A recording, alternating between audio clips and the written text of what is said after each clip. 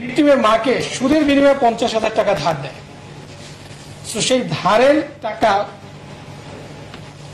আদায় করার জন্য মাঝে মাঝে তাদের বাসা যেত। ঘটনার দিনও তেমনি এই টাকা আদায়ের সূত্র ধরেই তিনি ওই বাসায় গিয়েছিলেন রাতের বেলা, এবং এইটা শাহপরান জানতো যে ওই দিন সে যাবে। সে প্রেক্ষিতে শাহপরান তার লোকজন সেট করে দেয়, যেরকম এই টাইমে যাবে, তোমরা যদি তাকে ধরতে চাও ধরতে পারো। এবং সে তার সেই প্ল্যান অনুযায়ী, পরিকল্পনা অনুযায়ী ওই দিন রাতে যখন ফজর আলী তার ওই ঘরের ভিতরে ভিকটিমের ঘরে প্রবেশ করে, তার কিছুক্ষণ পরেই এই শাহপরানের লোকজন ভিকটিমের ঘরে প্রবেশ করে এবং তাকে বিবস্ত্র করে ভিডিও ধারণ করে সেটা পরবর্তীতে সোশ্যাল মিডিয়ায় ছড়িয়ে দেয়। পরবর্তীতে আমরা এটা জানতে পারি, জানার পরে আমাদের একটা চৌকস অভিযানিক দল গতকাল এই শাহপরানের যে রহস্যটা সেটা আমরা জানার পর তাকে আমরা গতকাল কুমিল্লা থেকেই অ্যারেস্ট করা হয়। এই ছিল মূলত যে মব সৃষ্টি এবং সোশ্যাল মিডিয়ায় ভিডিওটাকে ভাইরাল করার পিছনের নেপথ্য কাহিনী। মূলত দুই ভাইয়ের দ্বন্দ্বকে কেন্দ্র করেই এই ঘটনাটা ঘটানো হয়েছে এবং এই মহিলাকে এই দুই ভাই দীর্ঘদিন যাবৎ উত্তক্ত করে আসছিল। সেটাই ছিল মূলত ঘটনা। এটার এই লক্ষ্য আপনারা অলরেডি জানেন যে ধর্ষক সহকারে 4 জন উত্তক্তকারী, 4 জন মবের সদস্য এবং যে প্রধান পরিকল্পনাকারী গতকাল আমরা তাকে অ্যারেস্ট করেছি। সো আপনাদের যদি কোনো পয়েন্ট থাকে আপনারা করতে পারেন। আমি বলেছি শুরুতেই যে দুই ভাইয়ের মধ্যে দ্বন্দ্বটা মূলত দুইজনেই এই মহিলাকে উত্তক্ত করত। এই যে দুই ভাই এই মহিলাকে উত্তক্ত করতো, দুই ভাই কি ওই নারীর সাথে শারীরিক কোনো সম্পর্কে গিয়েছিল কিনা, যে এক ভাই বঞ্চিত হচ্ছে যে কারণে, এবং গ্রামের সালিশটা হয়েছিল কি? দেখুন, উত্তক্তটা নিয়েই আমরা শারীরিক সম্পর্ক কিনা এটা একটা সেন্সিটিভ বিষয়, এটা আমরা এসে না বলি, এটা তদন্ত আরো বেরিয়ে আসবে। আমরা তো গতকাল তাকে অ্যারেস্ট করেছি, আরো জিজ্ঞাসাবাদ করে ভিতরে কি ঘটেছে, তাদের মধ্যে কি সম্পর্ক ছিল সেটা আসলে তদন্ত বেরিয়ে আসবে। সো আমরা শুধু এতটুকু এখন পর্যন্ত যেটা পেয়েছি যে মহিলাকে, এবং আপনারা বিভিন্ন সোশ্যাল মিডিয়ায় তার ইন্টারভিউ দেখেছেন, বিভিন্ন টিভি চ্যানেলে এটার ইন্টারভিউ নিয়েছে, তার সেখানে সে বলেছে তাকে দীর্ঘদিন যাবৎ উত্তক্ত করে আসছিল।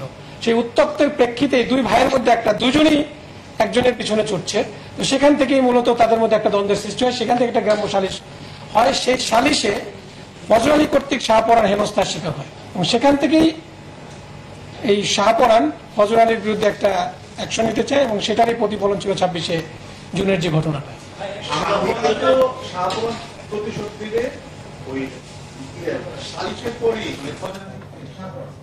সালিশের পরেই সেটা ডিসিশন নিয়েছে, তার প্ল্যানিংটা কি ছিল, কিভাবে করবে, এবং এই যে মব সৃষ্টি, ভিডিও করা, ভাইরাল করা, সবকিছু প্ল্যানিংটা কিভাবে করছে? দেখুন, ওই যে 50,000 টাকা ধার দিয়েছে ভিকটিমের মাকে, সেই ধারের টাকা নেওয়ার জন্য মাঝে মাঝেই, এটা হচ্ছে সুদের বিনিময়ে দেয়, মাঝে মাঝে সুদের বিনিময়ে সাপ্তাহিক বা মাসিক হিসাবে কিছু টাকা দিবে, সেই টাকা আদায় করার জন্যই মাঝে মাঝে এটা শাহপরান জানতো। সেই পরিকল্পনা অনুযায়ী 26শে জুন যখন সে জানতে পেরেছে যে ফজর আলী আজকে যেতে পারে সেই বাসায়, সে অনুযায়ী সে মতটা একটা গ্রুপ অফ পিপলকে শেয়ার করেছে এবং এটা নিয়ে এসে একটা মেসেজ, সেই মেসেজটা আমাদের কাছে আছে ইমোর মাধ্যমে, যে একজনকে এখানে আরেকজন, আমরা বিশেষ স্বার্থে বলছি না, সে এখন অ্যারেস্টেড হয় না, আমরা তার বিরুদ্ধে কাজ করছি না, আমরা বলছি না, তাকে একটা মেসেজ দিয়েছে, সেই মেসেজের স্ক্রিনশটও আমাদের কাছে আছে। মূলত শাহপরান জানতো যে তার ভাই যাবে, বিভিন্ন কারণে যায়, এট দ্য সেম টাইম তার সাথে ওই মহিলার সাথে উত্তক্ত করে আসছিল। সেইভাবেই শাহপরান ফজর আলীকে এই হেনস্থা করানোর জন্য এই পরিকল্পনা 26শে জুন করেছিল। একটা বিষয় জানতে চাই যে ফজর আলী তো আগে বিগত আপনি কোন আমরা জেনেছি, এরপরে সে বিএনপি শাহপরানের কোন রাজনৈতিক পদদর্শ ছিল কিনা, এবং আসলে রাজনৈতিকভাবে কোনো দেখুন, অপরাধ তো অপরাধী, সে রাজনৈতিক আর নর্মাল কোন কি কাজ করেছিল, রাজনৈতিক প্রেক্ষাপটটা নিয়ে শাহপরানের বিষয়টা আমরা শুনেছি। ফজর আলীর বিষয়টা, শাহপরানের বিষয়টা এখন পর্যন্ত এরকমই হয় না, সে একটু নর্মাল সিএনজি চালক ছিল, অটোরিক্সা চালক ছিল, এরকম আমাদের কাছে তথ্য রয়েছে, আর তার সাথে রাজনৈতিক সংশ্লিষ্ট কোনো বিষয় আমরা পাইনি। তারপর আমি বলবো যে এটা অপরাধ অপরাধের সাথে যে কোনো রাজনীতির কোনো এখানে প্রাধান্য পেতে পারে না। সেটা কারা করেছে সেটা আমাদের দেখার বিষয় না, আমাদের দেখার বিষয় হচ্ছে অপরাধ এবং অপরাধ। এই দুইজনকে